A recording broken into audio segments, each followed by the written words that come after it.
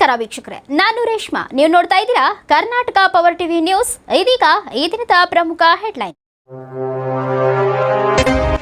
ಪಡಿತರ ಅಕ್ಕಿ ಅಕ್ರಮ ಸಾಗಾಟ, ಆಹಾರ ಇಲಾಖೆ ಮತ್ತು 112 ಸಹಾಯವಾಣಿ ನೇತೃತ್ವದಲ್ಲಿ ದಾಳಿ.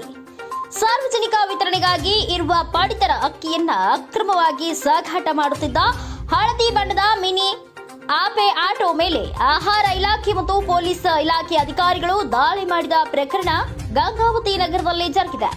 ಏಪ್ರಿಲ್ 17ರಂದು ಬುಧವಾರ ರಾತ್ರಿ ಸುಮಾರು 8 ಗಂಟೆಗೆ ಪಡಿತರ ಅಕ್ಕಿಯನ್ನ ಅಕ್ರಮ ಸಾಗಾಟ ಮಾಡುತ್ತಿದ್ದಾರೆ ಎಂಬ ಖಚಿತ ಮಾಹಿತಿ ತಿಳಿದು ಸಮಗ್ರ ಕರ್ನಾಟಕ ಜನಜಾಗೃತಿ ವೇದಿಕೆಯ ರಾಜ್ಯಾಧ್ಯಕ್ಷರಾದ ಬಾಬುಗೌಡ ಅವರು 112 ಸಹಾಯವಾಣಿಗೆ ಕರೆ ಮಾಡಿ ಪಡಿತರ ಅಕ್ಕಿಯನ್ನ ಅಕ್ರಮವಾಗಿ ಸಾಗಾಟ ಮಾಡುತ್ತಿದ್ದ ಆಟೋ ತಡೆದು ಆಹಾರ ಇಲಾಖೆ ಮತ್ತು ಪೊಲೀಸ್ ಇಲಾಖೆಯವರಿಗೆ ಒಪ್ಪಿಸಿದ್ದಾರೆ.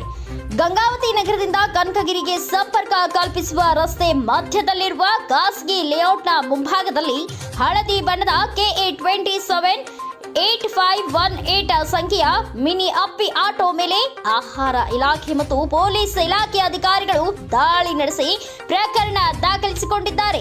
ದಾಳಿ ಮಾಡಲು ಬಂದ ಪೊಲೀಸರನ್ನ ಕಂಡು ಆಟೋ ಚಾಲಕ ಪರಾರಿಯಾಗಿದ್ದಾನೆ ಎಂದು ಮಾಹಿತಿ ನೀಡಿದ್ದಾರೆ. ಪಡಿತರ ಅಕ್ಕಿಯನ್ನ ಅಕ್ರಮವಾಗಿ ಸಾಗಾಟ ಮಾಡುವ ಪ್ರಕರಣಕ್ಕೆ ಸಂಬಂಧಿಸಿದಂತೆ ರಾಜ್ಯಾಧ್ಯಕ್ಷ ಬಾಬುಗೌಡ ಅವರು ಮಾಹಿತಿ ನೀಡಿದ ಮೇರೆಗೆ ಪೊಲೀಸ್ ಇಲಾಖೆ ಅಧಿಕಾರಿಗಳು ಮತ್ತು ಆಹಾರ ಇಲಾಖೆ ಅಧಿಕಾರಿಗಳು ಸೇರಿ ದಾಳಿ ನಡೆಸಿದ್ದಾರೆ ಎಂದು ಮಾಹಿತಿ ಲಭ್ಯವಾಗಿದೆ.